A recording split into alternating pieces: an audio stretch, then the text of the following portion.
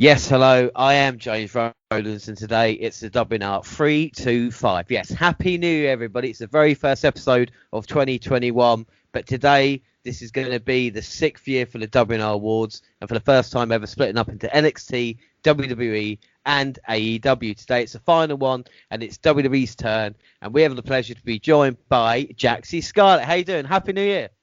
Happy New Year to you and everyone else as well. I'm doing good, thank you. And yourself? Yeah, very, very good. Did you have a good Christmas? Mine was quite enjoyable. It was. I mean, it was definitely a first unusual one, but it was still very good. Yeah, I think without a doubt it's going to be a little bit different this year. But what is not different, like I said, is the WNR Awards that we are going to do later on. But first off, we're going to have a look back at 2020 in WWE, and we're going to go back to the 27th of January first and foremost for the Royal Rumble. Now, even look at these Royal Rumble results, it feels weird that it actually happened this year, you know? Yeah, for sure. I mean, I think with the fact that at the time that Royal Rumble came about, we were not aware of what was to come in the upcoming months. I think that it was probably one of the more exciting ones that I've watched in the past few years. I think without doubt, and it was Houston, Texas. We had 42,000 people there. We had Sheamus defeating Shorty G and Andrade defeating Humberto Carrillo on the kickoff. Roman Reigns defeating King Corbin in the Falls Count Anywhere match. Charlotte Flair winning the 30 Women Royal Rumble, last eliminating Shayna Baszler. Bayley defeating Lacey Evans for the SmackDown Women's Championship. The Fiend, Bray Wyatt defeating Daniel Bryan for the Universal title in a strap match. Becky Lynch defeating Asuka by submission for the Raw Women's Championship. And finally, Drew McIntyre won by last eliminating Roman Reigns in the Royal Rumble match. I mean, when you look back at that card, it's pretty impressive. I mean, I think my favourite point for that overall has got to be Drew McIntyre not only eliminating Brock Lesnar, but his performance in the actual Royal Rumble match. I mean, it's definitely got to be the number one or top three moments of the night with it that happened within the Royal Rumble. Especially when it came to that pay-per-view. I mean, one of my shout-out moments really was Bianca Belair being the MVP of the Royal Rumble. She might not have won it, but in terms of the amount of eliminations she got, she really was able to kind of showcase herself. And I'm really glad that there was an audience there to be able to see her sort of come up to the main roster and be able to see her sort of debut into the Royal Rumble. Yeah, I think without a doubt, and we saw a lot of NXT talent in the Women's Royal Rumble matchup. And we talk about moments to remember, the Men's Rumble. We talk about Brock Lesnar putting in a hell of a performance, being there for like 30 minutes before he's getting eliminated. But of course, the return of Edge. Dominating throughout all of it. I mean, a lot of haters on Brock Lesnar, but you can't really doubt what he put into that Rumble matchup. No, he put his all into it, and it's very impressive, even when you go back and watch it now, for someone to kind of keep up with the amount of people that were all solely focused on just him whenever they got into the ring. It's incredible at how long he really did last. Well, obviously McIntyre eliminate him, and then we had because a lot of Royal Rumbles, and I think we're coming round to Rumble time this year as well, and we all get excited and wonder who the surprise entrants are going to be. And I think 2020 Rumble delivered probably one of the most shocking surprise entrances of all time. For sure. And of course, we're talking about Edge making his return now. Do you think Edge should have won the Rumble that day, or do you think McIntyre was the right choice? No, I do think it was the right choice not to kind of shove that type of responsibility onto someone who was returning, just especially as someone as big as Edge, knowing that full well that everyone knows what he's gone through and the issues the constant issues he's had on his neck. I don't think everyone was like expecting him to be going on and becoming champion, all within the same year of his return. Like, baby steps. We all want to see him have a decent comeback and in terms of circumstances aside, be healthy and not be out injured, and giving him a responsibility of winning the Royal Rumble would mean like a heavy schedule with heavy matches daily leading up to WrestleMania. So I think it was still right that Drew McIntyre won, and I wasn't mad at that at all.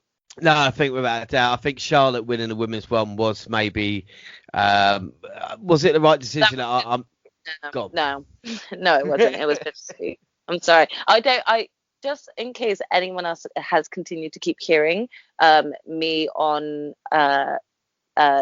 Charlotte and think that I've got an issue with her. I don't. I think she's a brilliant wrestler, but I hate how much she's shoved in our faces.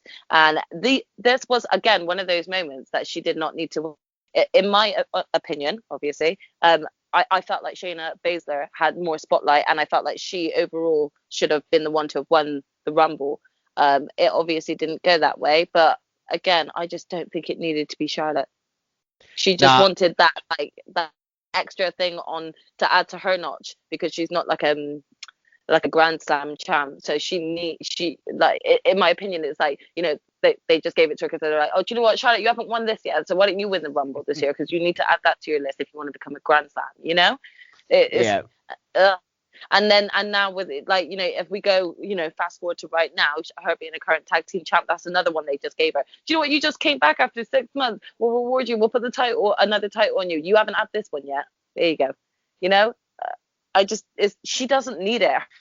Her talent and her name alone just shows how much she can handle herself in the ring. She doesn't need to be in every title picture or winning every award. Anyway, that's all I'm going to say on the piece. I'm sorry. That's just Charlotte rant out of the way there. But like I said, the Royal Only Rumble. one. I Yeah. promise. Only one. But the Rumble event itself felt at the time, we didn't know what the rest of the year was going to be like, but I think it set us off on a great path, especially with like McIntyre winning and the kind of returns that we had. I gave that a 9.5 out of 10, and my match of the night was the men's Rumble, which I do truly believe it was one of the best men's Rumble matches we've had in a few years. Yeah, definitely. I mean, I'd give it a 9 out of 10, and I would have said the men's rumble was overall the match of the night as well. I mean, that shocking return in itself just blew it out of the park. I think without a doubt. And then we moved on from that to February 27th in Saudi Arabia. And again, I forgot this had taken place this year. The OC, Gallows and Anderson defeating the Viking Raiders on kickoff. Remember those two teams? And then we had The Undertaker defeating AJ Styles, Andrade, Bobby Lashley, at Rowan and R-Truth in the Turquoise Mountain Trophy Gauntlet match. The Miz and John Morrison defeating the New Day for the tag team titles. We had Angel Garza defeating Humberto Carrillo, Seth Rollins and Murphy defeating Street Profits, retaining the Raw tag team titles. Mansoor defeating Dolph Ziggler. Brock Lesnar decimating Ricochet, 1 minute 34 seconds. Roman Reigns defeating King Corbin, Bayley defeating Naomi, and of course Goldberg defeating The Fiend, Bray Wyatt, in 2 minutes and 56 seconds for the Universal title. Okay, so I'm going to be honest with you right now. I did not watch this pay-per-view, but I did watch the highlights on YouTube. So I saw highlights. I say highlights, but that's what they just call it. This is not my word. This is YouTube's word. They were the highlights. So I just remember, but all I remember is seeing Ricochet getting buried. And I think, I remember seeing the Bray Wyatt getting buried as well, because I was just defeated already. I knew nothing good was going to come from this pay-per-view, to be honest. I don't think anything good has come from the Saudi Arabia shows. When Goldberg dropping the Undertaker's on his head, Kane's mask falling off, Triple H getting injured, just everything that's happened. The blood money for Saudi Arabia is cursed. You know what I mean? I feel like the issue that I have is that, like, when it comes to these pay-per-view events, like pay-per-view events that are held over there, it's all matches that are to appease that audience, and it adds nothing to what WWE have been doing or building in terms of storylines at all. If anything, it just demolishes it. So for me, I just feel like the continuity is not there when it comes to this pay-per-view, and it's not something I'm interested in. And I mean, I heard all of the wrong things about this show that happened, and I just wasn't impressed. So I'm glad I didn't watch it. Well, the thing is that we put on the WNR, put Super Showdown and put it together with the Elimination Chamber, which came out on March 8th. Super Showdown was probably one of the worst shows that I've ever seen, a 7.25 out of 10. Miz and Morrison versus The New Day was the best match on the card on what was a basic awful card. And then, like let's say, Elimination Chamber, March 8th. Again, Elimination Chamber pay-per-views a bit like TLC. I think if they use it right, I think it can work quite well. You know, when there's like kind of like a number one contendership match and stuff like this. We had the Viking Raiders defeating Kurt Hawkins and Zack Ryder on the kickoff. Daniel Bryan defeating Drew Gulak by submission. Andrade defeating Carrillo for the United States title. The Miz and John Morrison defeating The New Day. The Usos, Heavy Machinery, and Lucha House Party, and Dolph Ziggler and Robert Roode in the chamber match for the tag team titles. I like what Simon Miller from What Culture calls Dolph Ziggler and Robert Roode. He calls them Rudolph as their tag team name, and I really like it. I think it sticks. I really think that they should consider having the team name as Rudolph. They are missing a trick for Christmas as well with the little jumpers. Yeah. We had Aleister Black defeating AJ Styles in a no DQ match. That was probably Aleister Black's last victory of the year, looks like. Street Profits defeating Seth Rollins and Murphy for the Raw Tag Team titles. Sami Zayn, Nakamura and Cesaro defeating Braun Strowman 3-on-1 for the Intercontinental title. And then the Elimination Chamber match for the Raw Women's Championship match at WrestleMania was Baszler defeating Natalya, Liv Morgan, Asuka, Ruby Riott and Sarah Logan by submission. To be fair, it's a long time ago. I don't remember a lot about the event. I'm not going to lie. Yeah. So I do actually remember a couple. I remember the Daniel Bryan and Drew Gulak match, and that was the first time that I actually realized that Drew Gulak has something special. It was a really, really great match, and I felt like Daniel Bryan just really worked so well with him, as he does with everyone when he works with them in the ring. But that was one of the matches that did stand out for me, that I remembered off the top of my head, and it was really, really good. And again, the only other sort of match I really remember from it is the actual Elimination Chamber, the Women's Elimination Chamber, because Shayna Baszler ruined everyone. Yeah, Baszler eliminated everybody there, which really, really impressive. Because Baszler was really, really hot at this point as well. It looked like she was going to face Lynch, you know. Major disappointment as to how the storyline didn't progress. I do feel like, as you just brought up, that had to take a backseat with the current news that we got with Becky Lynch. However, I also felt like this was the beginning of the end of where they just started to dip with Shayna after this, because they had built her up so much, and especially with her winning this match, I was extremely disappointed with then what was to come shortly after. Well, it's even biting her neck, and I know they've done that on AEW recently, but you know, Baszler's doing it. Yeah, but that was a bit more understandable from the character. Like, we all know Shayna Baszler is not a cannibal. She's she's a badass fighter and wrestler. So, just showcase her that way. You didn't need to showcase her in that type of way. So yeah, they just went down the wrong route continuously with Shayna after this, and it's such a shame, because at this moment, when she won the Elimination Chamber, I was really hot on her, and I was like, she's got something special here. I think there's a lot. I mean, because it's even like Gulak and Bryan, their interaction where Gulak was doing the training videos and Bryan was trying to help each other out, and I think there's a lot of stories that they even just didn't even go through, or just kind of forgot about and moved on. There's a lot of these on the card that I look at and go, oh, these two guys, it's like Andrade defended US title and feuding through there, and you think, well, we haven't seen them for a few months now, obviously due to injury, but it's like Gulak getting on the card. I mean, Gulak was either on WrestleMania. We had WrestleMania 36, April 4th. Of course, it was the first WrestleMania without any fans in attendance. Do you think it affected the event overall, switching it to a 2-night inside the Performance Center as opposed to what it should have been? Sorry, say that again. You cut out shortly, so I couldn't hear all of what you said. I was saying, with WrestleMania, obviously it affected it not taking place in one night in a big arena. But looking back on it, I think 2 nights actually worked quite well. I agree. I felt like it was, especially for the people over here in the UK, it felt like it was doable to be able to stay up and watch. And, everyone who's a wrestling fan in the UK are going to want to stay up for WrestleMania.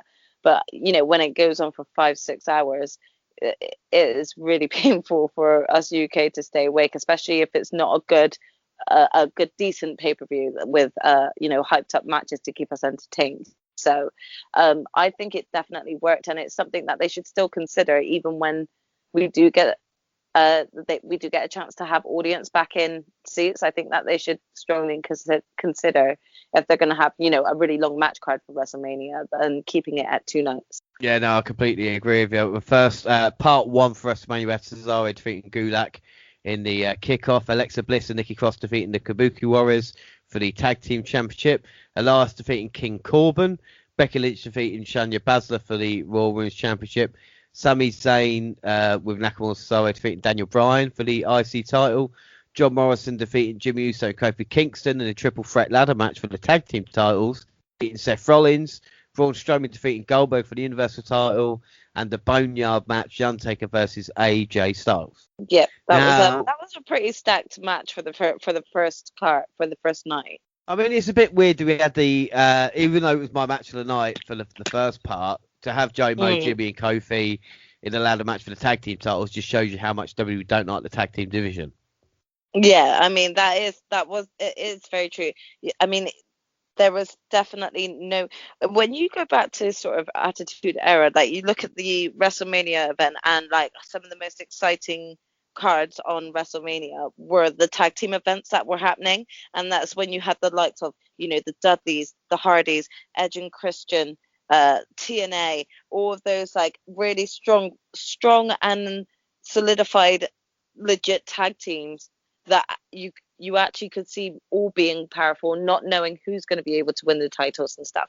When you look at what they did this year, last year now, with just teaming Kofi and Jimmy together, it was highly disappointing because it just really showed how much they were just like, oh yeah, just fling them together, But I think also, like we talked about, there's a couple of things with happening due to COVID crisis and everything going on. Roman Reigns, of course, was Goldberg for the Universal title. Well, it might have been, Reigns versus The Fiend, but I think this is why we went with Super Showdown with The Fiend losing. Of course, Goldberg couldn't face Reigns with Strowman.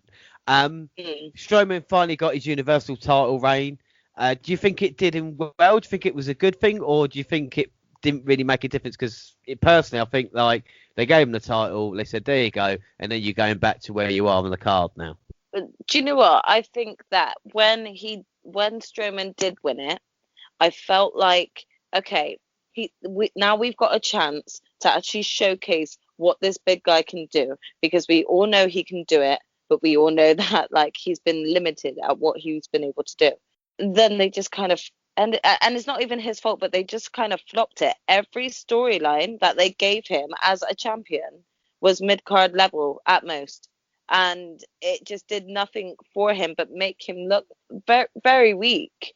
So it was really difficult for anyone, I think, to fully be behind him as a champion, which is such a shame, because I think, given the writing, if it was much better, I think he could have been a real powerhouse that could still be a contender in this current day. But right now, I don't see him being another contender for the likes of Roman Reigns, who's really on a hype and on a run right now. Well, I think, watching wrestling for the amount of time and seeing what they do with Braun Strowman kind of reminds me of like a Big Show. But the fact is they've got this guy, very big, but if they don't really want to go just full out monster, because then you have to have him beating everybody, and they don't want him to do that. So instead, it's a kind of like an upper mid card. But the problem with that, then you switch from face to heel. I mean, because even Braun, since losing the title, he switched 2 or 3 times, I'm sure, where we've seen him on Raw, the kind of like, babyface, and then the interactions he's had have been quite heely. And I feel with the Braun character, it's like you got to stick or twist, otherwise he'll just get lost. And it's not saying the Big Show hasn't had a successful career. It's just, you know what I mean by that. Yeah, I know. I have to agree with you completely on that, though. Like, If we were to compare, you know, sort of the way that they're using someone like Braun Strowman, Big Show is definitely the best or most similar in comparison. I think without a doubt. And then, of course, the main event for the very first night was the Boneyard match. What were your thoughts on AJ Styles and the Undertaker's apparent last match? Okay, so I mean, this match for me is the one that probably saved the whole night on that first card of WrestleMania. Not in terms of like, you know, all of the matches were bad, but it was the only match where I was like real excited and just kind of like enjoyed it, had fun with it. We all knew that it was going to be some sort of cinematic type event anyway. So I was kind of like expecting dramatics. And to be honest, I think that AJ Styles works so well with anyone. So him and the Undertaker just really kind of worked well with each other in that match. And I overall enjoyed it a lot. The thing is that watching the match and, you know, what they did with it, I've really enjoyed it. And what I felt, I'm a huge fan of The Undertaker. And it probably in The Undertaker's mind as well, and what I've seen since then from him, is saying the chances of him having another match that was as good as that now, it's probably not going to happen. It's probably not going to happen in the ring. I know we wanted, you know, Sting or even to see him against AJ in ring. And I think maybe it's the best decision for him to go, let's go out on a high, you know, riding off into the sunset, so to speak, on his bike. Yeah. And I think like the promotion all kind of before it and after it alongside Undertaker's Last Ride documentary series was just so brilliantly put together, so well put together. You know, for someone as, you know, myself or even yourself, who have been veterans of wrestling from even when the Undertaker was in his hype days, it was just overall an emotional sort of piece to watch as well, knowing what we were seeing in the Last Ride documentaries. Yeah, I mean, I think the Last Ride, like I said, documentary series is best thing on the network. If I've seen that, go and check it out. And I think a close second is the Stone Cold Steve Austin Broken Skull sessions with The Undertaker. Because, like I said, to be a fan of The Undertaker for that amount of time, as we've had, a lot of people have, to see the other side that we never thought we'd see, well, I think it was a little bit scary at first, but now it's just fantastic to see him, you know, talking about the old days, so to speak. Yeah, definitely. Anyway, we move on to night 2. It's April 5th. We have Liv Morgan defeating Natalya in the kickoff. Charlotte Flair defeating Rhea Ripley for the NXT Women's title, which of course was the right decision. Aleister Black defeating Bobby Lashley. Otis defeating Dolph Ziggler. Did you just say that to wind me up? I feel like you just said that to wind me up. We'll get back to that in a minute. Edge defeating Randy Orton in a last man standing match. The Street Profits defeating Angel Garza and Austin Theory for the Raw Tag Team titles. Fatal 5-way elimination match for the SmackDown Women's Championship, won by Bayley. The Fiend defeating John Cena in the Firefly Funhouse. And then McIntyre defeating Brock Lesnar for the WWE title. Was there anything that second night that might have annoyed you then? Right. So, first of all, can I just say I understand the circumstances as to why Charlotte Flair won the title. Okay? I'm just going to put it like that. However, they just had to give her something else again and put her on another show. That really salted me. That I think that brought night 2 down for me because of it. But overall, though, I have to admit that it was one of Rhea Ripley's best matches. She looked great. She was dressed like Vegeta from Dragon Ball Z, and I was all here for it. I got super excited. And I just think to myself, if Rhea hadn't had issues with her passport, then she would have actually won. And that's the one thing that I take from this match is like, if she didn't have problems, Rhea would have kicked your ass, Charlotte. Just saying.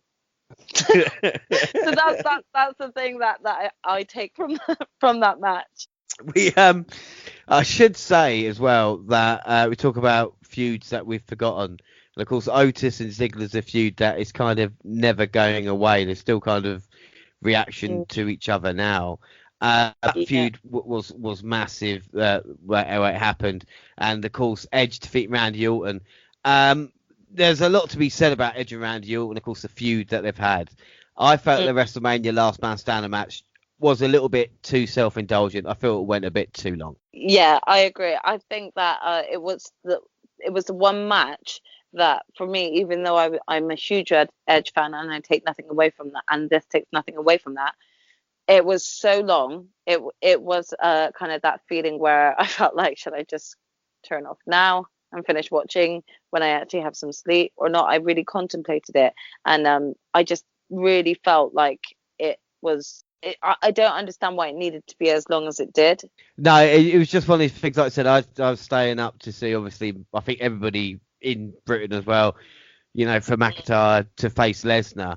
And I think at that point in time with the Edge Orton match, it just felt too long. And thank God we had the Firefly Funhouse, which, again, personally, I enjoyed that more than the Boneyard match previous night, just because of how great Cena and Bray were in it.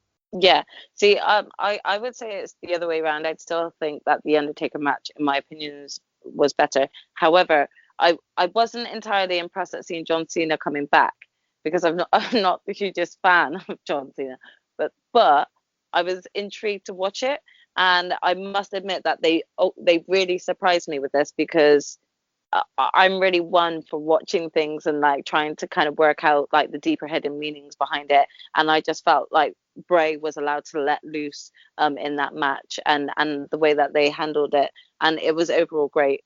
I think without doubt, you know, when it's one of the moments of the year, especially with the amount of reaction it got for Cena wear like a t-shirt, and it's something so simple like that just sent so many people crazy on Twitter.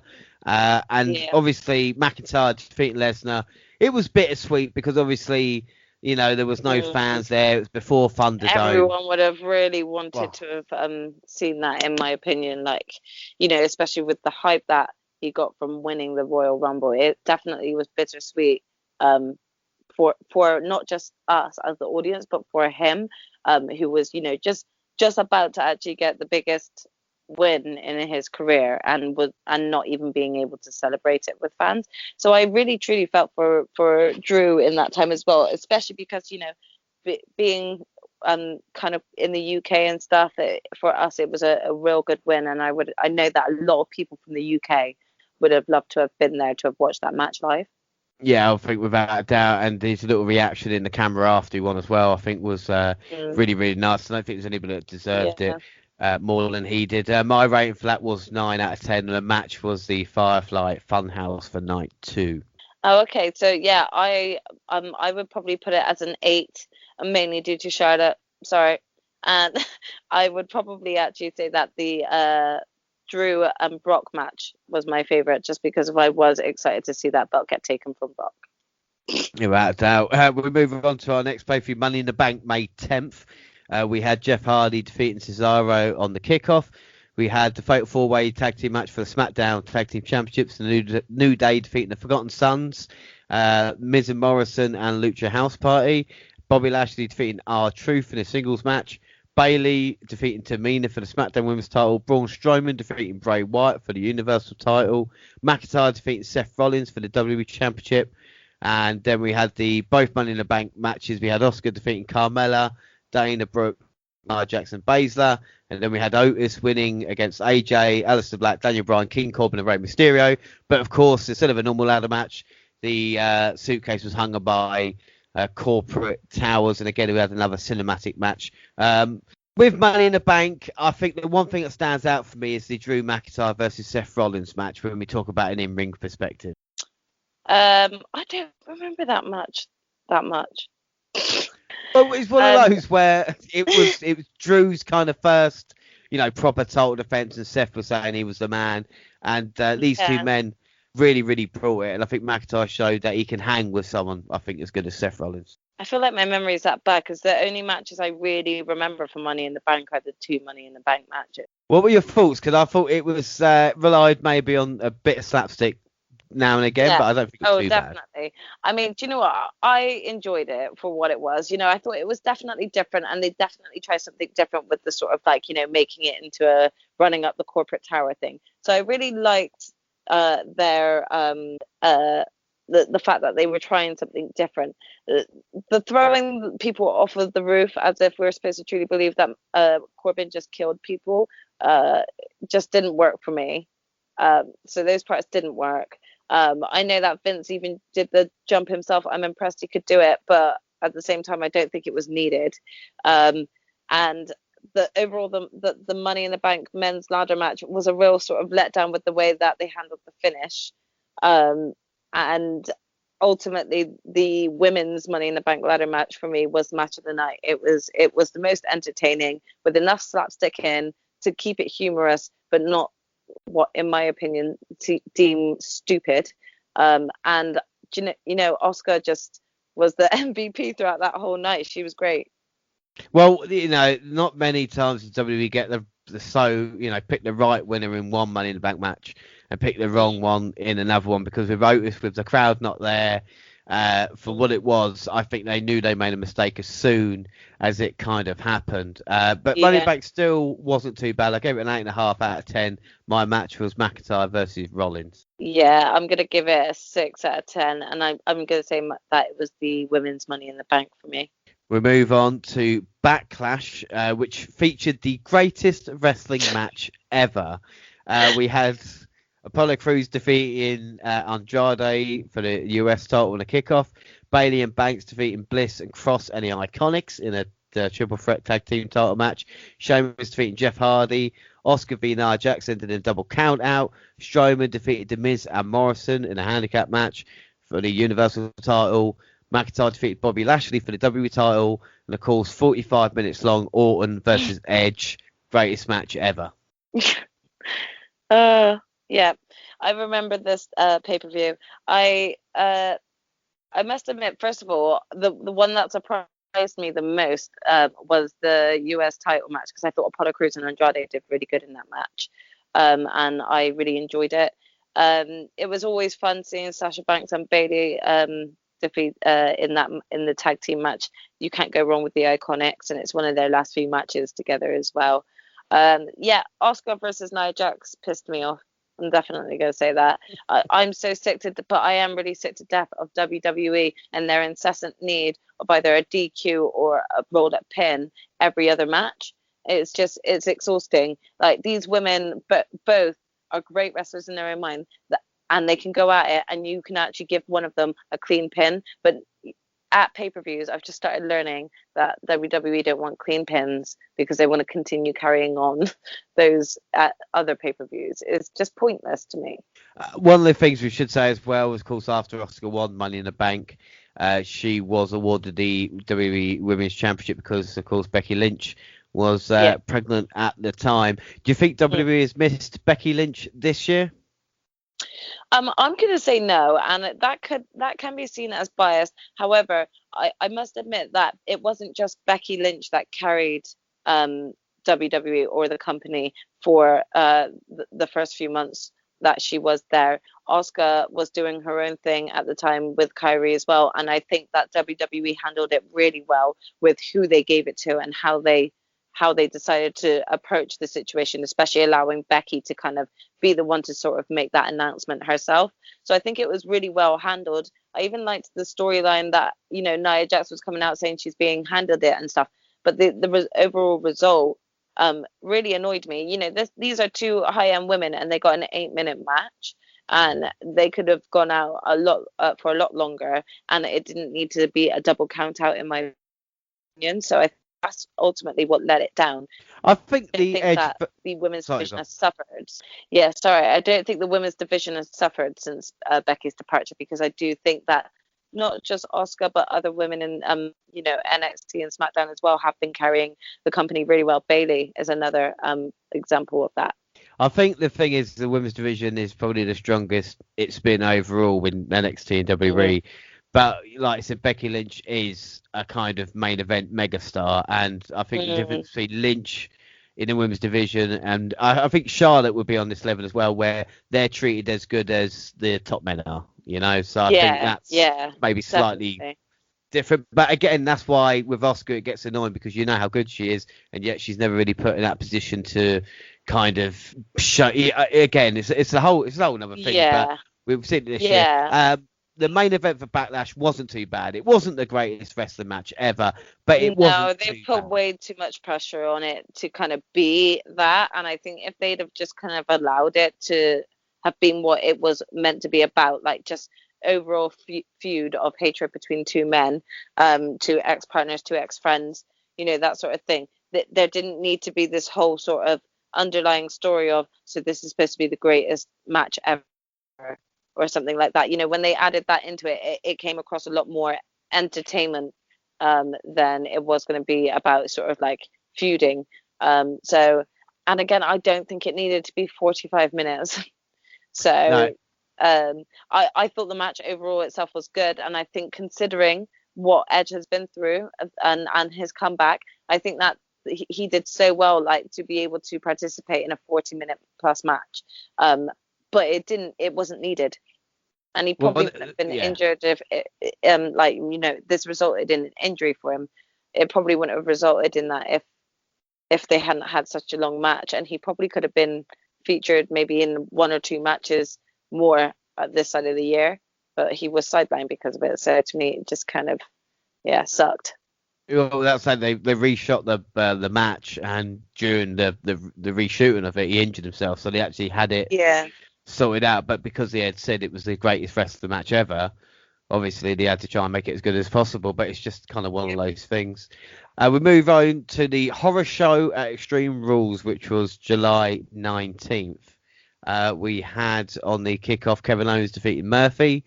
We had the tables match for the SmackDown Tag Team Championships, which was Nakamura and Cesaro defeating the New Day. Bayley defeated Nikki Cross for the SmackDown Women's Championship. Seth Rollins defeated Rey Mysterio in an eye for an eye match. Asuka versus Sasha Banks ended in a no contest. McIntyre defeated Dolph Ziggler for the W title, and Bray Wyatt defeated Braun Strowman in a Wyatt swamp fight. The eye for an eye match was, I mean, it's WWE painting themselves into a corner, because it's like the greatest wrestling match ever. How are you actually going to get an eye for an eye? And the way they did it was just so. I mean, Rey Mysterio has not had a good few months. Getting thrown off the top of the WWE headquarters and then losing an eye. It probably wasn't the best. I think the match that stood out for me on that show was, again, McIntyre versus Ziggler. You knew Ziggler wasn't going to win, but he, all the little shortcuts, knowing McIntyre so well, McIntyre getting the definitive victory, which I think he deserved. Yeah, I have to agree with that. I really wasn't impressed with the eye versus an eye match. It really just, Seth versus Ray, anything to do with them, I'm just so over it. I never need to see those two in a ring again. And to be honest, I think the one thing that was like a bit confusing on that pay-per-view for me was the Asuka and Sasha Banks match, because I really liked the way that it went about with, Bayley sort of declaring herself as the referee and then counting her out. But I also felt like it was a little bit sloppy. So, like, and in terms of writing, not the women themselves, in terms of the writing. So I feel like this pay-per-view was a bit of a up and down one for me, because there'll be highlights from each match that I thought was really good, but then everything else would let it down. Yeah, that is the story of WWE, really, isn't it, at this moment in time? Yeah. I'm going to give that an 8 out of 10. My match of the night was McIntyre versus Ziggler. Yeah, I'll give it a 7 out of 10, and I'd probably say that it would be the Asuka and Sasha match. Right, move on to the biggest party of the summer, August 23rd. We had Apollo Crews defeating MVP. On the kickoff, we had Bayley defeating Asuka for the SmackDown Women's Championship. The Street Profits defeating Andrade and Angel Garza for the Raw Tag Team titles. Mandy Rose defeating Sonya Deville in a loser leaves WWE match. Seth Rollins versus Dominic, obviously Seth winning the street fight. Asuka defeating Banks for the Raw Women's Championship. McIntyre defeating Orton for the WWE title, and The Fiend defeating Braun Strowman for the Universal title. And I think, if memory serves me right, that was when Roman made his big return as well. Yeah, it was. Yeah, I was about to say, didn't Roman come in at the end of that? I kind of liked how this match card went in terms of the women's division, because of it, this was when we were really getting like the sort of penultimate storyline happening between Bayley and Sasha, from Bayley winning the SmackDown title to Sasha losing the Raw. So we all knew what was kind of going to be coming straight after that. And I think a lot of people have been waiting and were eager for that to kind of go on to it. Also, obviously, with everything that had happened in the sort of week or two leading up to this pay-per-view and what happened with Sonya Deville, I think a lot of people kind of knew or presumed that she was going to be taking some time off. However, regardless as to Mandy Rose defeating Sonya, I felt like this was both of for both women, it was their best match in terms of highlighting what both women could do. And I really did kind of believe the sort of like storyline with them. So they both worked really well with each other. What do you think? Well, I loved the Deville and Rose storyline. I think the way they built it with Otis and Ziggler involved, and Rose siding with Otis. And the moment I forgot to mention, one of the feel-good moments of WrestleMania was obviously with Otis and her, and they just dropped the ball. And I don't know if it's a case of they didn't know what they were going to do, or they stopped in their track, or whatever it was. It just kind of feels like Vince was like, "We've given Otis everything. Let's be a cunt and just take everything away from him now." Like that is exactly like kind of what I can see Vince doing. Let's take away his tag team partner. Let's split them up, and let's take his girlfriend too, and then let's just like have him lose his Money in the Bank opportunity in Wrestler's Law. But it's even a Mandy thing though, of the kind of, you have this storyline for X amount of months, nearly a year, and then you don't have anything for her once the storyline is over. And then you pin her with Dana. You put her with Dana Brooke, so you split up a tag team to just put her with another person.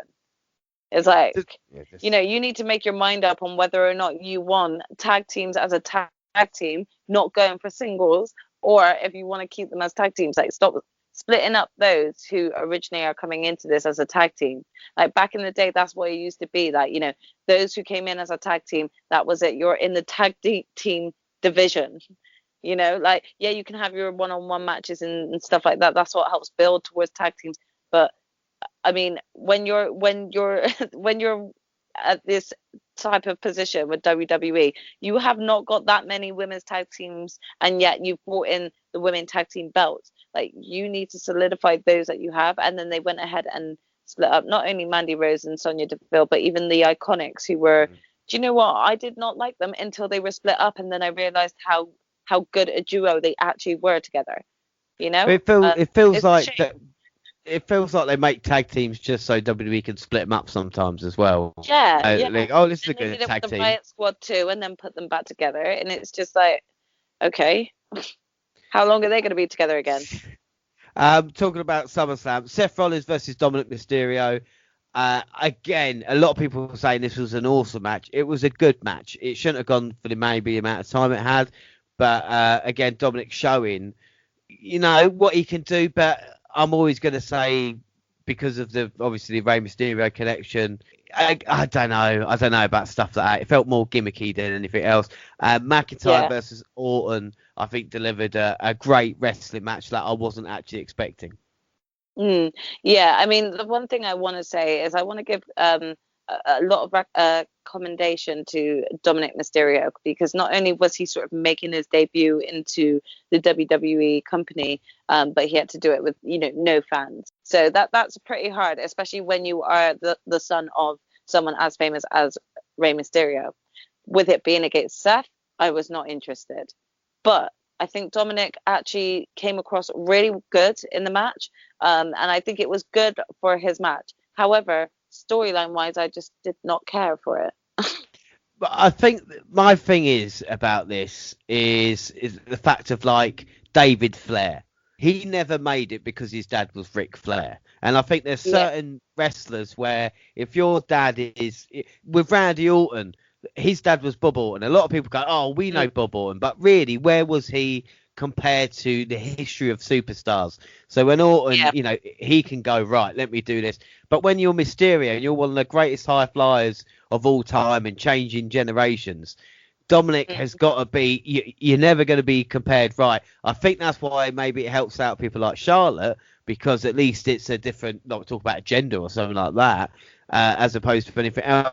I think Do you you know what, always. you know what I think is actually the problem with it? I understand exactly where you're coming from, but I feel like it's not even Dominic's fault. It's the fact that they keep reminding us he's Rey Mysterio's son. They have not only Rey Mysterio always coming out to his matches, but his little sister and his mother coming out to all of his, like, no, what other sort of second or third generation wrestler have you ever seen that come out with their parents? Charlotte Flair once or twice at big WrestleMania events when the crowds were still there, and Ric Flair would come out as that, like, if she was the heel, like, it made sense. But with Dominic Mysterio, why have you got to have his little sister and his mother out there? Why are you putting his little sister into a really awkward fake relationship, because everyone who follows her on Instagram could see that she's in a relationship with her high school sweetheart, and she's still only 19, and yet you kind of still are forcing this kind of, right, let's get all of his family involved situation.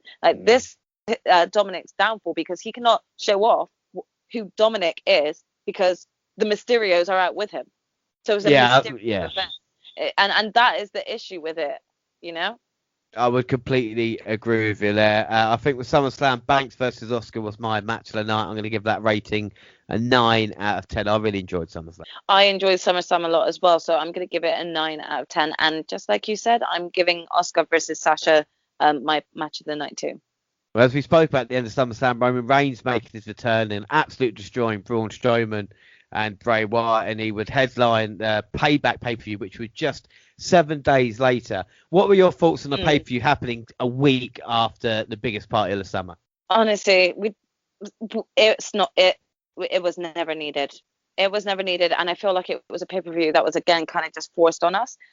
However, I am not going to deny that I really enjoyed seeing our tribal chief back in action.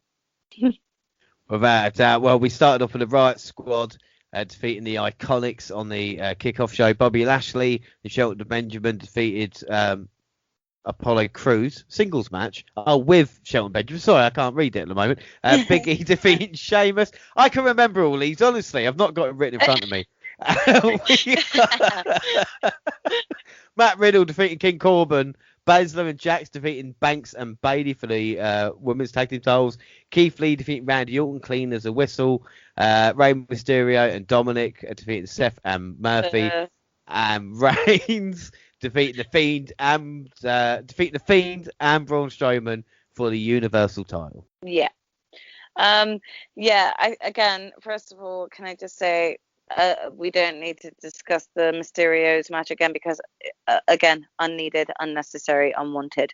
So, I mean, that, putting that aside, the best highlight for me was Keith Lee's match. I just thought, it could have gone on longer. I was a little bit disappointed at how quick it went, but he just really came in and just dominated, really. And I think it was the best way for him to come in.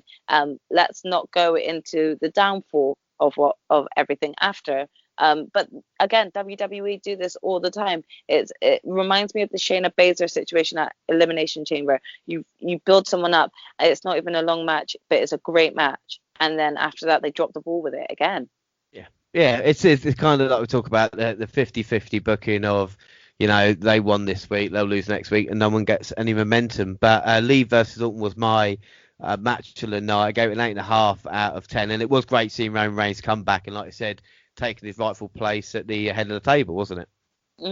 Yeah, I would have given it. I give it a 7.5, and I think the other thing that the other little highlight that I'll give is the Women's Tag Team Championship, because even though I really was not impressed with having, what we were getting a quite exciting sort of bit of promo between Nia Jax and Shayna Baszler potentially feuding, having Nia Jax taking out Shayna's friends like Marina and Jessamine Duke. However, then they're teaming up together.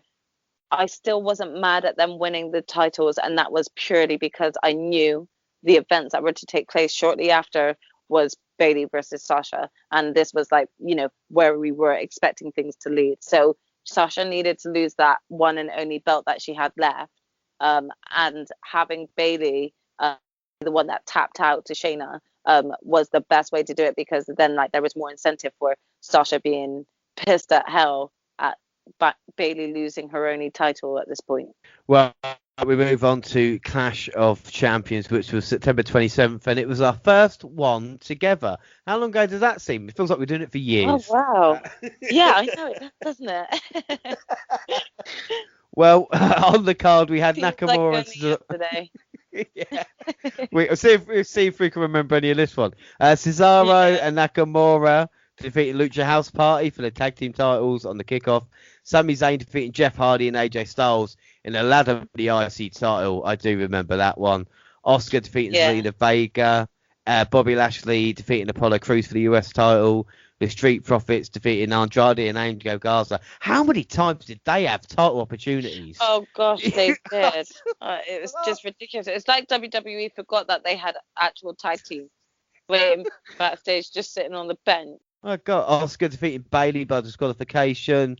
Drew McIntyre defeating Randy Orton in an ambulance match. Reigns defeating Jey Uso by a technical knockout. Yeah, I think overall that Clash of Champions match, it wasn't the best of pay-per-views that I'd seen of the year. However, the one highlight I have to give it was the Roman Reigns and Jey Uso match. I think that match really saved the whole pay-per-view in itself. And it was kind of an emotional one, as well as just, really exciting for someone to see someone like Jey Uso in such a big sort of position and being put into a main event like that.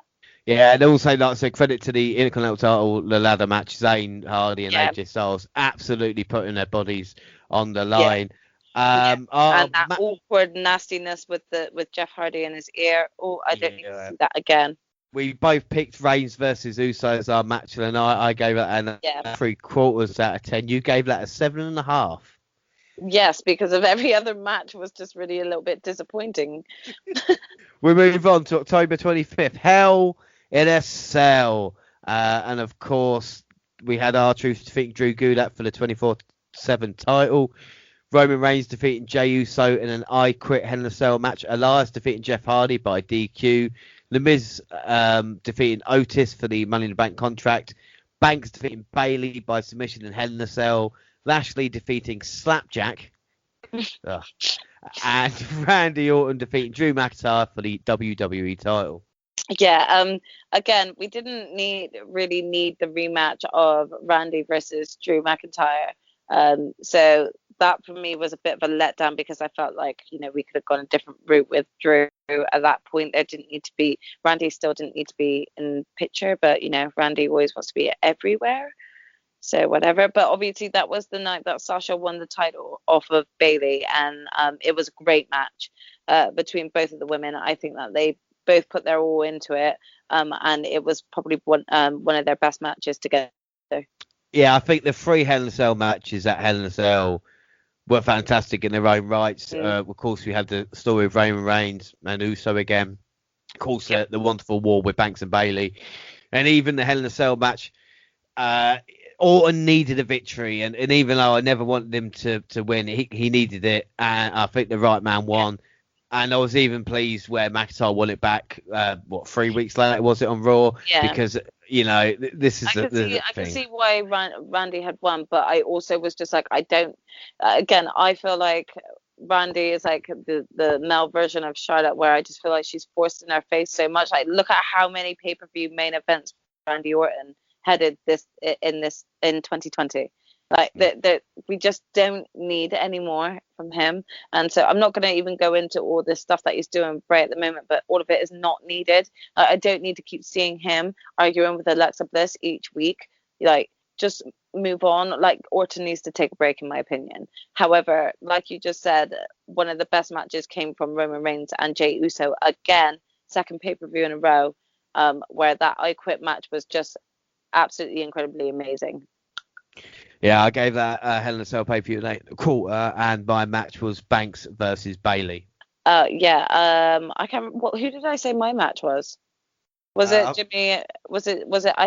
I'm not sure whether or not I said it as Roman versus Jey.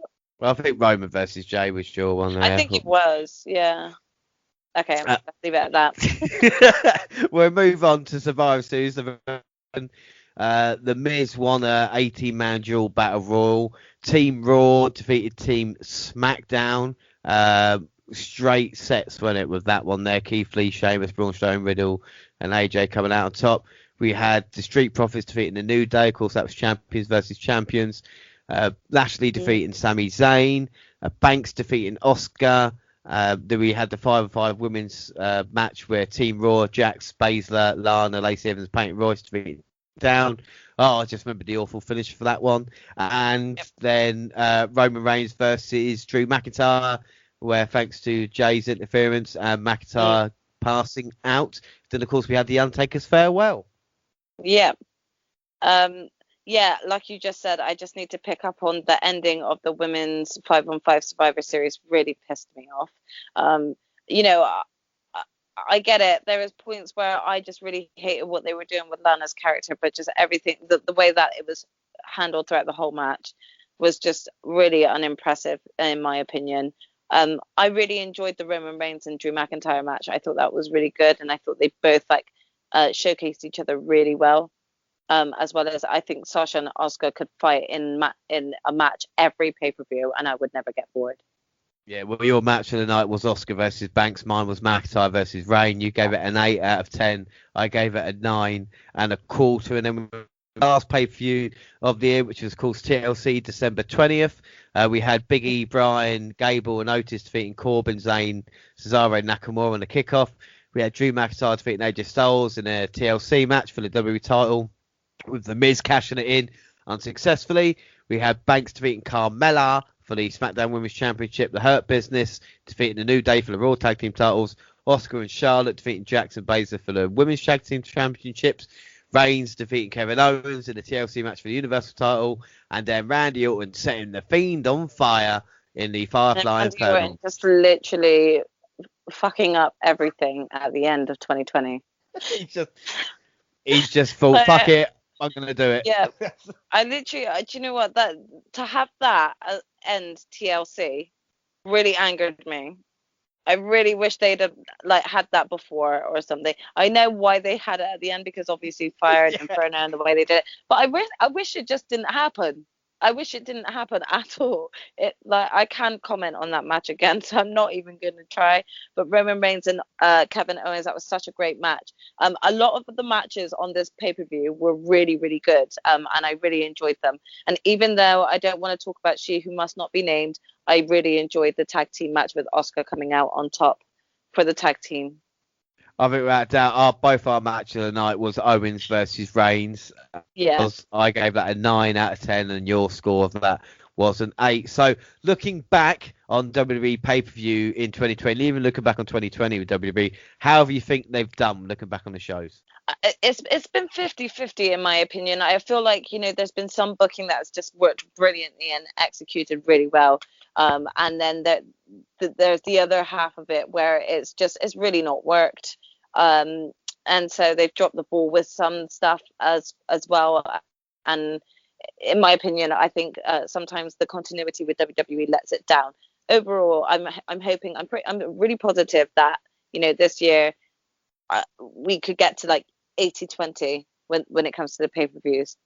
Let's stay positive. Yeah, well, let's hope, like I said, WWE in 2021 can deliver. But looking back, especially with COVID and everything they had to deal with, I think, especially towards the end of the year, especially when we start together, WWE have improved, I think, and the shows, look at TLC and Survivor Series, Hell in a Cell, I think they've been better as the kind of years gone along. And I think, that's no secret with W kind of getting used to it as well, Yeah, definitely.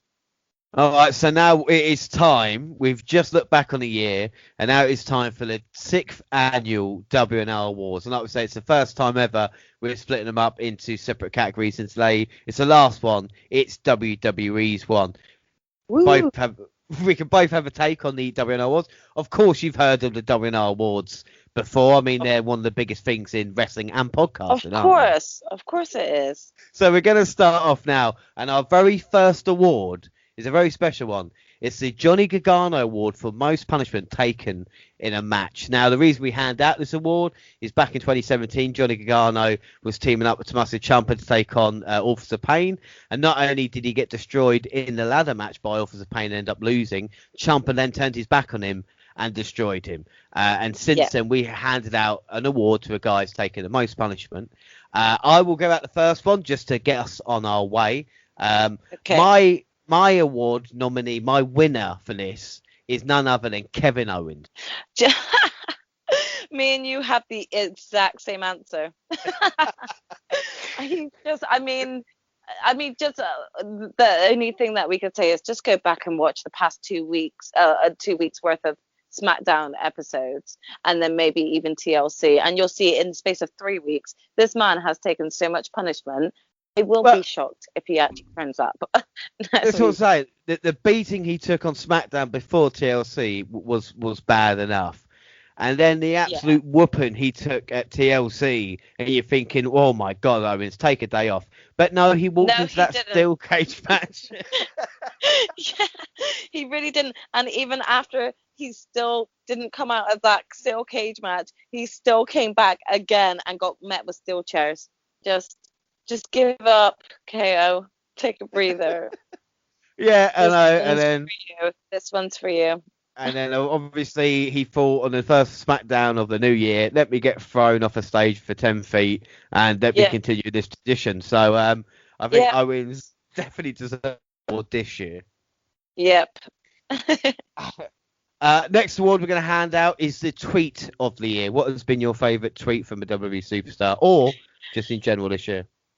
Okay, so I mean this is answering your question in both. So my overall wrestler of the year for tweeting has been Bayley.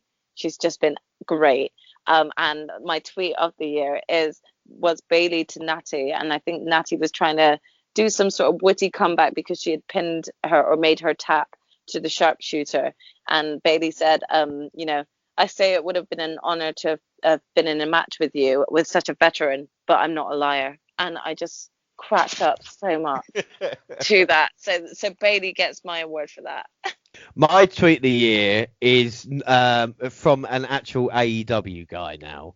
Oh really? That's not fair. I didn't know that. I was hoping to do AEW. No, but no, let me hear.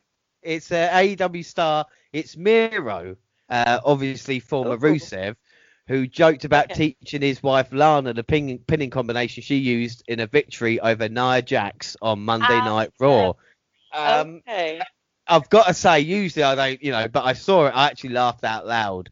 He said, I taught her the pin last night. We both won. Congrats, wife. I think Miro to be watching the WWE product and to use that. And I think it shows his great sense of humour. Yeah, that is good. I do want to give a special shout out to my AEW nominee wrestler of, just great tweets, which is MJF. He's such a cunt. I love it. Well, we talk about that and we move on now to our internet's most loved can do no wrong, or internet's most hated can do no right. And again, and I don't want you having a go at me for this, my internet's most hated can do no wrong is AEW, because my internet's most hated can do no right is Vince McMahon. Well, I mean, I've got internet's most hated as Lana, and I don't even think that's her own fault. I feel like it's more with the way that WWE have booked her. But I put most loved as Billie Kay, because everyone just really is rooting for her and just wants her to get picked up. No, I do love Billie Kay. My thing is with the internet's most loved is the thing is with AEW is that AEW do a lot of good stuff. But they also do a lot of bad stuff, and they had the worst AEW pay-per-view in their history. What was it, 6 months ago now? And when Matt Hardy got injured, and it was just that one. And the next day we did a poll going, what were you rating this? And they were saying, oh, this is the best pay-per-view ever. This is excellent. They wouldn't even critique it. So this happened, but it was a perfect match. And also every week we do a what is a better poll, or what is a better show, AEW or NXT every week. And AEW always come out on top. And now I'm not saying it's because they might be doing a better show, but I just feel with AEW fans, they're so protective. And if you say something to them... I do find that, and I'm a fan of both. And I feel like I have both a sort of critical stance on either, as well as a passion for both. But I do find that it's either one or the other with everyone else on Twitter, and I don't understand why. Well, you could say something like, "Oh, I think they need to work on the women's division in AEW." Well, fuck off then. What the fuck do you know about AEW? It's like, well, I'm just saying it. I'm just saying, it's my honest opinion. Well, no one asked you for it. Oh, I'm sorry, Twitter. Yeah, exactly. And this is the thing of like with Vince McMahon.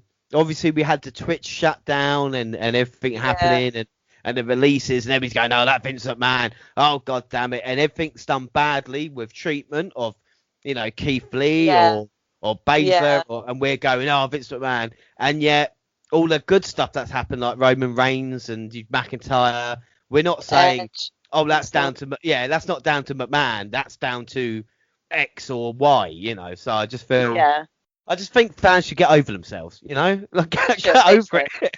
Can you guys get over yourselves a little bit? We all should. Myself included. So I'm saying this to myself too. Thank you. Yeah. We move more on. Support and love this year. Yeah. So we move on to our next award, and it is Promo of the Year. Okay. Now this one's a difficult one for me because I don't know if there's been any kind of outstanding singular promo. So I'm going to give it to just one guy who I think has delivered on the microphone since he's returned this year. Okay. So my one is going to be Roman Reigns and his heel persona, and maybe not just on the mic, but during matches. Like I said, the J matches, Clash of Champions and Hell in a Cell will work about because of what Reigns and even the Owens interactions of what he's saying during a match. Yeah, I mean, I wasn't sure completely what you meant by promo, so I thought you kind of were on about, like any sort of one that's really kind of stood out to you from a wrestler that he's done. And so I chose Edge because I felt like, every time he's done a promo, he's always aced it, and he's always been great and done it with conviction. So that's kind of what I thought you had meant from it. So I'll go with Edge. No, that's what I'm saying. It can either be, this is what's so great about the WNR Awards. It can either be a promo that you've heard and you've gone, "Oh, that's the one I'm going to pick," or if it's just someone who's done that. I mean, there wasn't one for me this year. I mean, there's been no pipe bomb, has there? Like for a little while. Not really. I just felt like every promo that Edge has delivered or had delivered during the year of 2020, he just knocked it out of the park every time. So I've given that award to him. Yeah, I think without a doubt. We move on now to an old school style award. It's the Manager of the Year. Who has been the best manager in WWE this year? So, I mean, this might not be a popular opinion to someone like Vince McMahon, but I will still give her credit where due. And Zelina Vega was the best manager of last year, in my opinion, on mic, and even just kind of backing her words up and getting in the ring, even if she did get herself beat on sometimes. She just always delivered every single time, even when she was on commentary. She was great. I don't think people realised how important Zelina Vega was. Like I said, we've been watching NXT on WNR for years, and it was a guy who was it wasn't a nobody, but you could see what direction it was going. And then Zelina Vega coming in and completely changing it up, and you thought they've got momentum there. And it's kind of it's a real shame what's happened, because you and I spoke about her when she faced Oscar and saying there's so much potential there and what she can do in a role. She worked from that kind of manager to kind of in-ring performance. She had all the talent there. Yeah, she really did. I think if she had more time to grow within the company, she could have been definitely a contender for sort of like top wrestler within the company for this year. If she was continuing on with that push, it is a real shame with how I feel she was ran out of the company. That's how I'm putting it. Just because of the fact that she was making it, quite popular with her gaming, with her Twitch tube. If anything, they just did her a favor and they made her even more popular. And I'll forever be gutted for WWE as a company, because they lost a great asset in Zelina Vega. Yeah, I completely agree with you. My manager year is someone a bit more traditional, and I think it's a guy this year who has always delivered. My manager is MVP. Now, I know MVP is still in-ring talent. Between Zelina Vega and MVP with me as well, so I have to understand. I do understand your decision there. But this is the thing. course, you know, when he was wrestling first time round, he's US champion, and maybe never made it to the level of main event.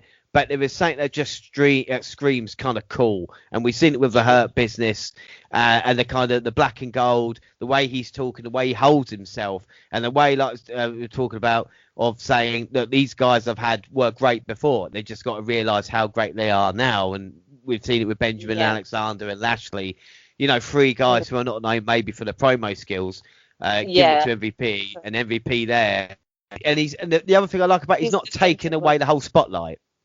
No, he's not. And I feel like, if anything, like I really agree with what you said. Like, that you've got three really naturally talented wrestlers in Benjamin, Lashley, and Alexander.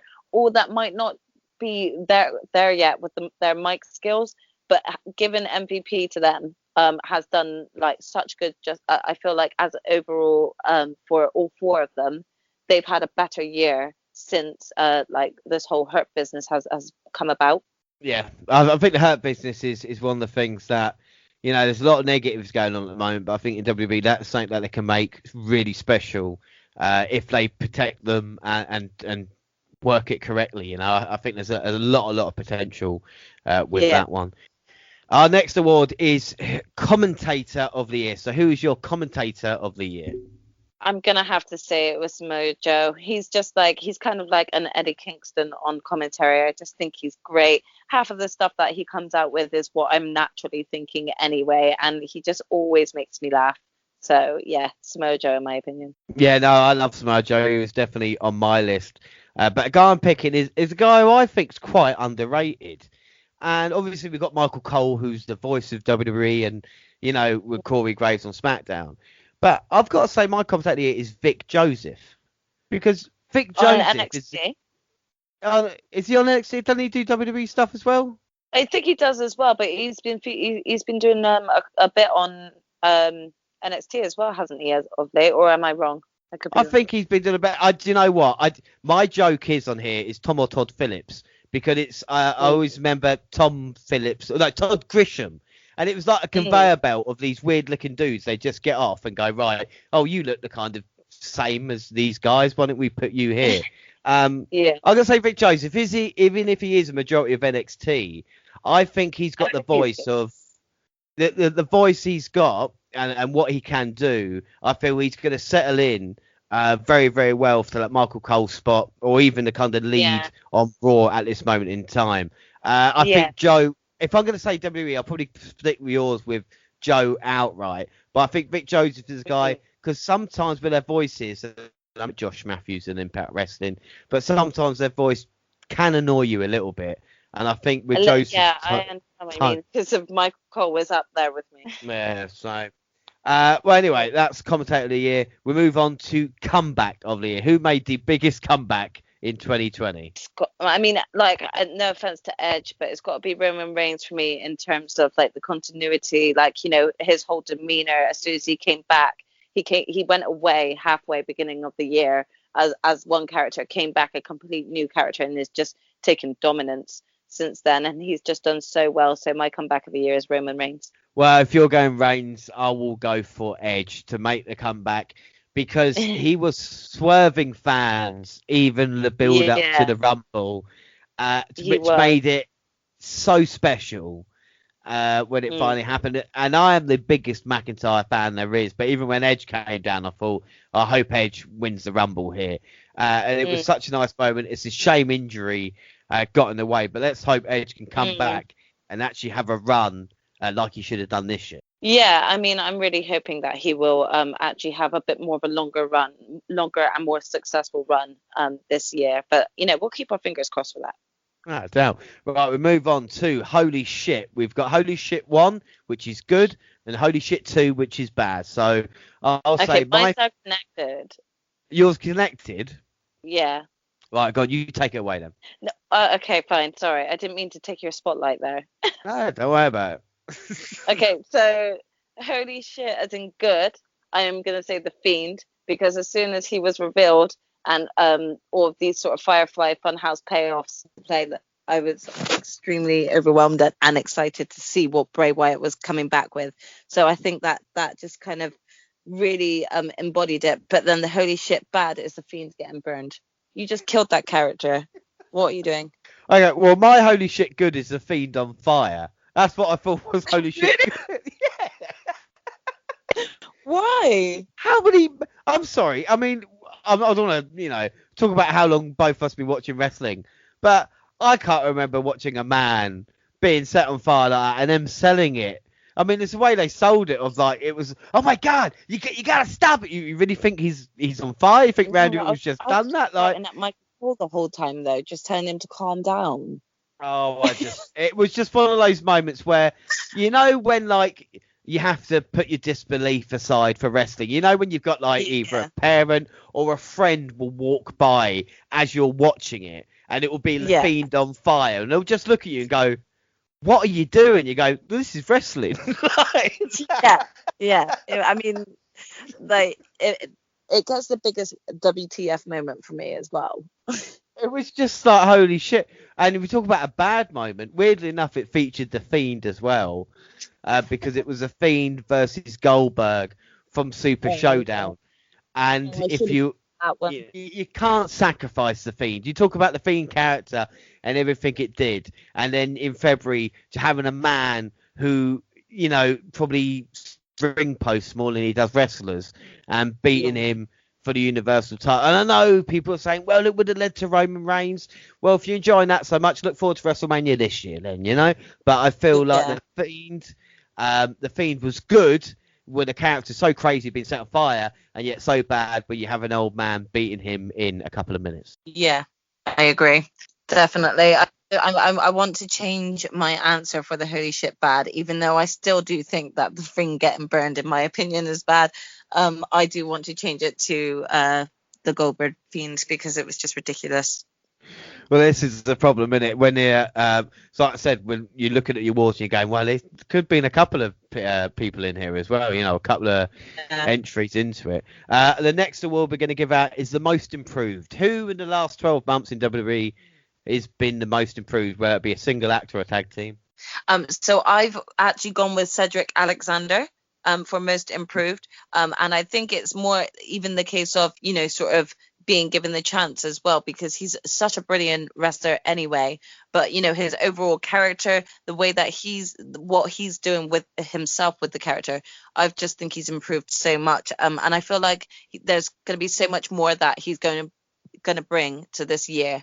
I think without a doubt, I think that's a great shout. My most improved this year is the Street Profits. Now, they've been great talents, both these guys, but I feel this year is the year where they've come up, onto the main roster.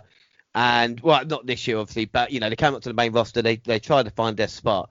And now they're, I think, the longest running champions, SmackDown. They've held the title for, 250 days. They have found that spot where they're a reliable tag team. They can go in and have great matches. And they've improved so much, not just in a work-wise, but in WWE's eyes of going, right, the New Day versus Street Profits. Let's get Street Profits victory, because they are the future compared to what the New Day are of the kind of present and the past. And I think that's why they're most improved, whether it be in ring and what they can do, or just their position on the card at this moment in time. Yeah, I agree. All right, so then that is most improved for Street Profits. But who was better off last year? Otis. Otis was on his way to getting a girlfriend. Otis still had his best mate. Otis didn't have anything being taken away from him, and they were just overall like a good tag team. He was way better off last year. This year he's lost a girlfriend. He got a girlfriend and then lost her. Lost his best friend, who also turned on him and helped him lose his only one shot at potentially getting a main event shot. So yeah. You would be hard argued to find someone, like I said, lost the tag team partner, lost Money in the Bank, lost everything. Otis would be a great thing. My better off last year is Aleister Black. Oh, yeah. See, I was going to include him, but then I also was like, but I feel like if we're doing someone who's still on TV, I should go with Otis. But he really was one of the runners-up in my choice there. I think with Aleister Black losing his wife, losing his entrance, losing his character, losing direction. being made to look like a pirate. I mean, Aleister Black was one of the coolest characters in WWE. He is the reason I picked up NXT and started watching it. Right. So I was so disappointed when I saw him get, that main roster call up. I was so excited. I just felt bad for him because, if anything, I'm really even sad that, he requested to go back to NXT and was denied. Like, what have you done for him on the main roster? Well, this is the thing, and even a Money in the Bank victory would play so well because then he could say, all I need is one black mass kick. And you can imagine him with the suitcase and putting it down and saying, there you go, and then just hitting the kick. And there were so many ways of them. Obviously, if WWE are going, well, even though they've created the character, are going, well, this is not the character we want him to be. We want him to do this. He beat AJ in February, like we talked about at Elimination Chamber or March. Exactly. And then just, just have this really odd feud with, was it Kevin Owens that he had the feud with? Yeah, when he had the eye patch and then he lost the eye, then it came back. Baby. It's for Aleister Black. Again, one of these things, going back to, AEW fans, wherever it is, are going, well, these guys would be much better in AEW. I think with Aleister Black, maybe it'd be better away from WWE. Do you know what? I really wouldn't mind if he'd just, kind of left went to AEW and, maybe he became the new leader of the Dark Order, and have him go all out and do whatever he wants to do. But yeah, I just think he'd be given so much more creativity and more freedom in the likes of AEW. We can call him Aleister Dark. Maybe. I love that. I actually love that. Anyway, back to the awards.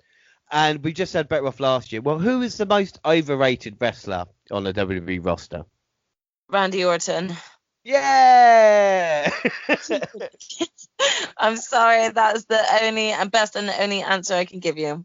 It's the correct answer. Randy Orton is the most overrated on the WWE roster. It's my pick as well. But what makes Randy Orton so overrated?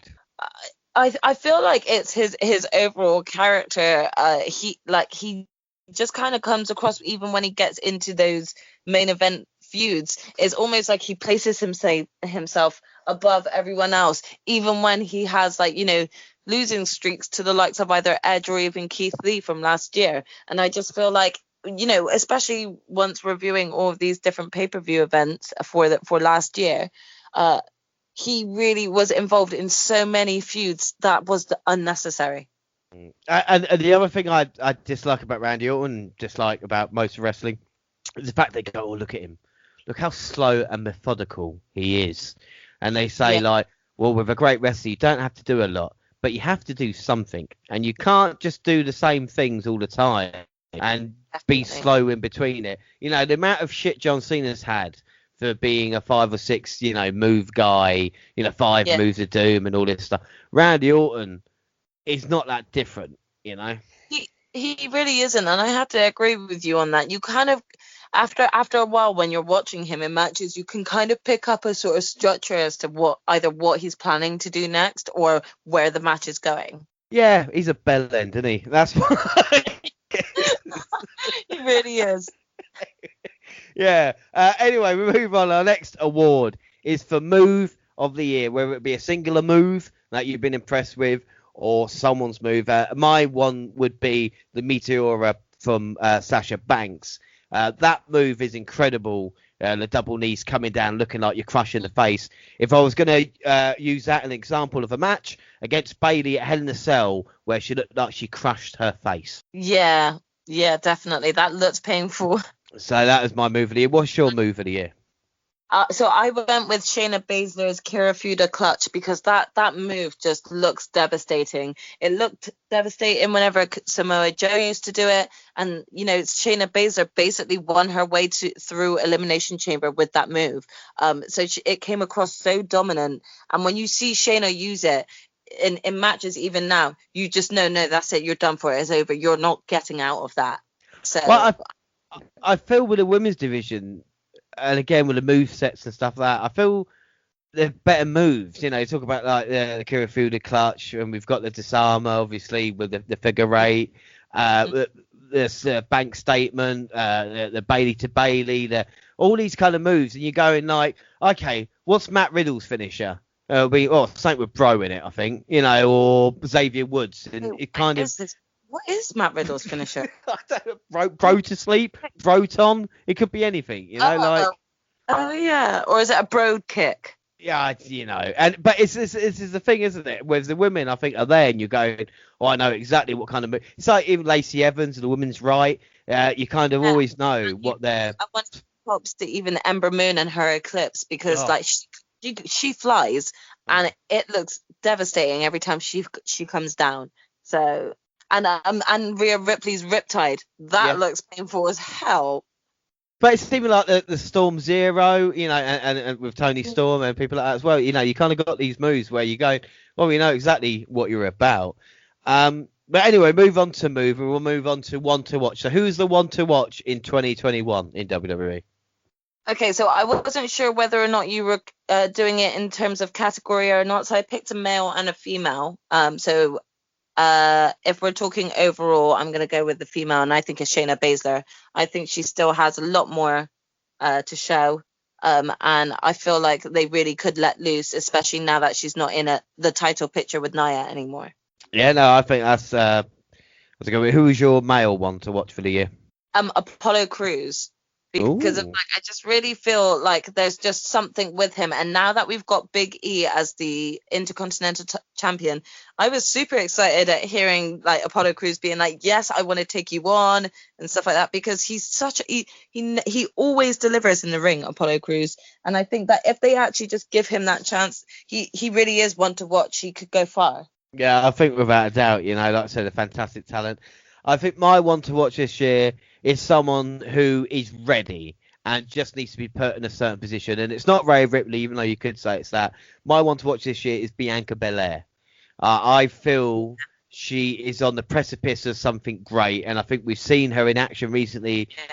She's crisp, she knows what she's doing, she's got power. There's nothing that woman can't do. You know, you talk about what they do in NXT. I'm so behind her. I loved everything that they've done between her and Bailey so far. Just even sort of just small little feuds like that. Everything is working with her, and I just really hope, like you said, they don't drop the ball, because she really is going to be a big deal. I mean, you know, talk about a couple of big victories. I mean, coming up, and you know, I would count her maybe as one of the favourites going into this. And I feel a couple of massive victories over a star as, you know, Sasha Banks or Bailey can really make 2021 a year to remember. If I'm gonna say this now, and I really hope that it comes true, but my prediction for Royal Rumble, last two women in the ring, is Shayna and Bianca Belair. I really hope that happens. Now we've heard it here first, ladies and gentlemen. That's all I'm gonna say. Underrated. Who is the most underrated wrestler? Well, my one personally is, people might not agree with it, but I don't care, because I'm saying it is The Miz. I can understand why. I genuinely like The Miz, although I don't like the storyline that they've just given him back the Money in the Bank. But that put aside, consistency-wise, I cannot understand why you've chosen The Miz. Well, when's the last time The Miz had a serious injury?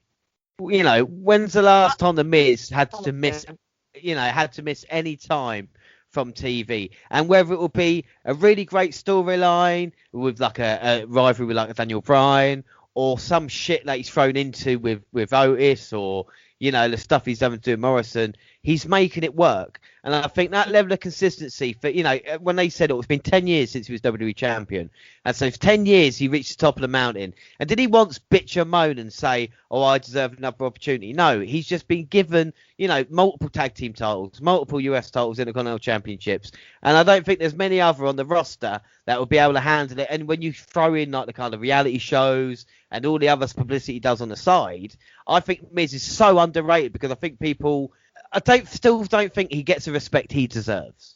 No, I do agree with you there, and I said that to my sister before, that I feel like he should be commended a lot more for than what he has. Although he wasn't my choice, I do agree with yours. But my choice was Cesaro. Right. Yeah. Just like, again, every match that he has been in, like, I sit there and I go, why is this guy not being featured more? Why is this guy not going up in more main events? Every time he seems to be in the ring, he reminds people how good he is. And I just think that he really is severely underrated. Yeah, I completely agree with you there. All right, we're heading in now to the kind of big awards, so to speak. But we have got another award, which would be quite interesting. Is entrance of the year. What has been your favourite entrance of this year, or someone's favourite entrance? I think my one personally, and I had to think about this because obviously with the with COVID and the way the performance centre is set up, I do like McIntyre with a sword into the stage. Even I'm worried about kids grabbing knives and practicing in the kitchen. I would say my favourite entrance of this year has got to be Undertaker because it was his last ever entrance. Yeah. So I didn't actually. When I was thinking about this, I really couldn't come up with anyone else that I could top this, and so it might be going a bit against the rules. But I've chosen someone from NXT, and it's Bronson Reed. I'm so in love with Bronson Reed's entrance. Like, you know, sort of the highlights of him coming out and stuff like that. So I wasn't actually sure whether or not we were including any of that in there, but I could only think of Bronson Reed. Yeah, I mean, NXT, I mean, like, personally, I think the entrance they do, we talked about Aleister Black and where he had the Nakamura and even like, you know, carrying cross and stuff like this. But with WWE, kind of don't really get the great entrances now. Do you? I mean, we're saying, No, you know, it's a shame. But in terms of main roster, I think Drew McIntyre is a really good one. Yeah, but I think seeing the Undertaker coming down the entranceway that one last time, even though it won't be the last time, even, you know, pretend he's coming down for the last time and having a look at the ring and being quite emotional there. All right, we'll move on to the big ones now. That was sort of like, you know, one for its music, then I'd actually say Shayna Baszler's entrance, because I really do like her music. I think it kind of suits her. Like, you hear that music, you hear Shayna. So yeah, I feel like, you know, if I was to choose someone from main roster, maybe Shayna's, because I liked her music. I was trying to think of the music I liked. Has there been anybody in WWE? I don't think I don't want to sound like an old man, you know, what music ain't what it used to be, but I feel like with that Maverick and Killian Dane's theme song on NXT at this moment is brilliant, because him trying to get Dane to clap along. Oh my gosh, that's hilarious. You know. Anyway, we'll move on to the big awards now, and the next one is the tag team of the year. Who has been the best tag team in WWE these past 12 months? Okay, so I had to think really hard for this one, and it was a struggle, but I am going with the New Day. And it was a struggle, but I'm going to go with the New Day because, you know, they as a whole team, the trio, you know, they've been torn apart, they've come back together, they've been torn, but they kept us all entertained this year, and you know, even outside of it, still showing a tag team as a tag team on social media as well. So overall, I chose them. Yeah, I think 10-time champions and Biggie, you know, leaving the group is going to be tough, but I think, you know, the amount of talent that these two guys have got. But my tag team of the year is the team who's the most improved as well, and that is the Street Profits.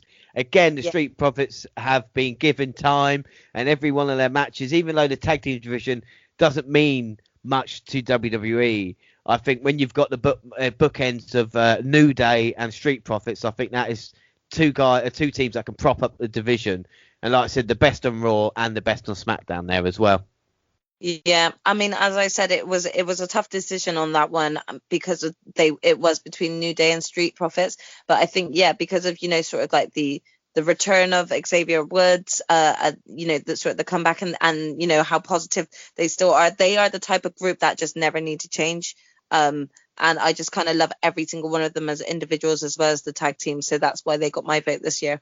I think without a doubt. All right, up next we have got, well, it's kind of two that can be similar in a certain way.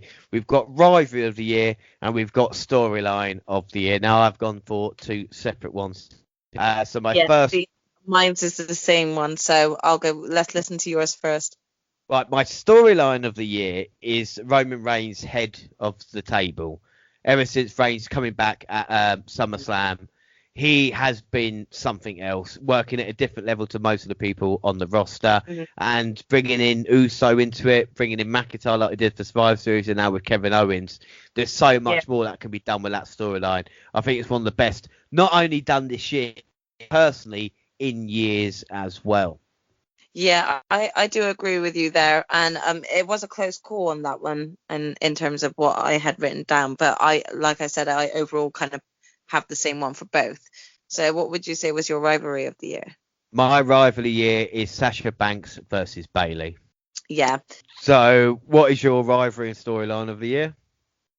Sasha Banks and Bayley, both of them. I couldn't help but have to put them as both, and I think it's because I've personally felt like the rivalry of the year wouldn't have worked without the storyline of the year.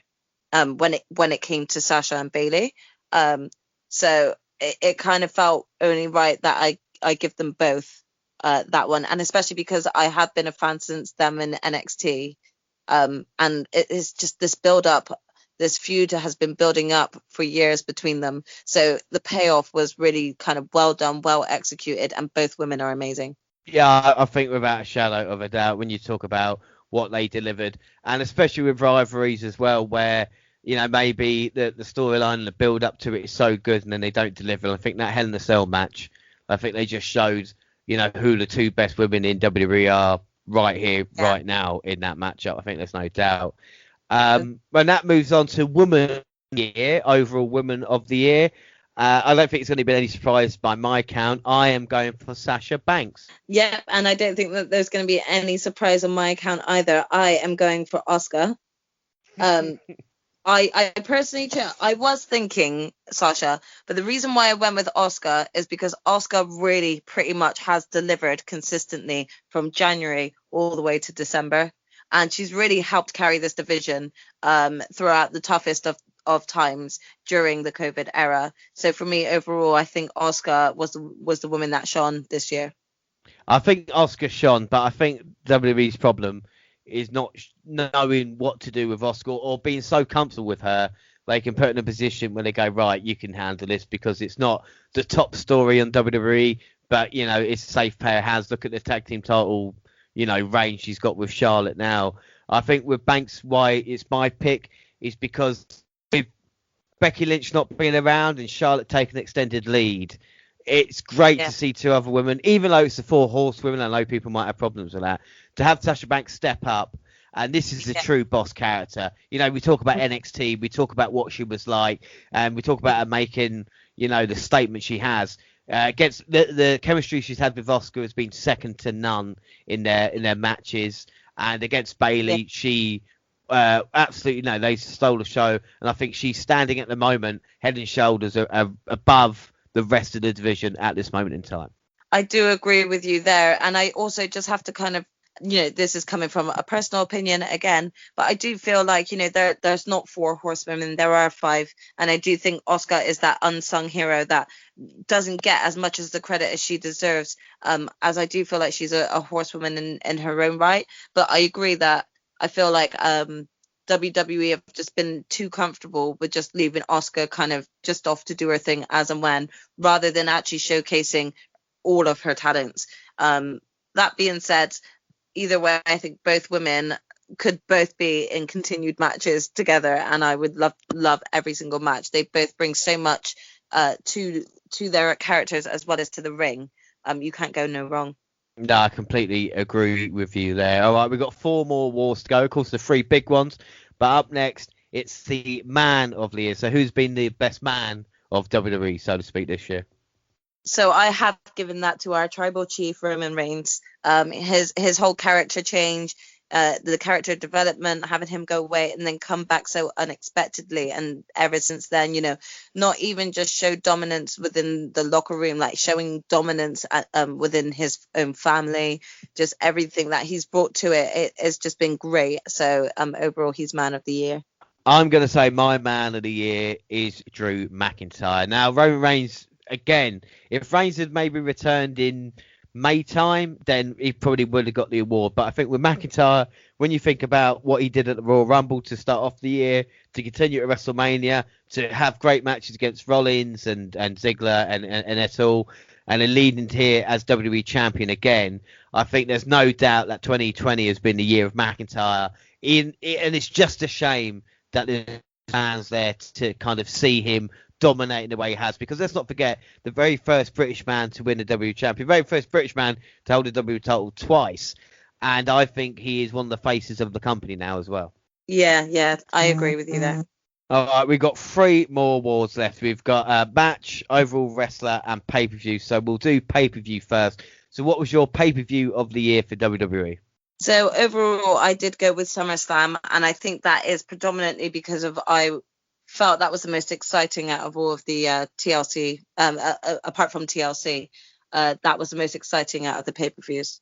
I'm going to pick the Royal Rumble as itself, because it's a bit cheating, because obviously we had 42,000 fans there. But I think with the crowd, the atmosphere, what happened in the men's Royal Rumble match as well is something that stuck with me for, like I said, 12 months now as we head into the next Royal Rumble. Yeah.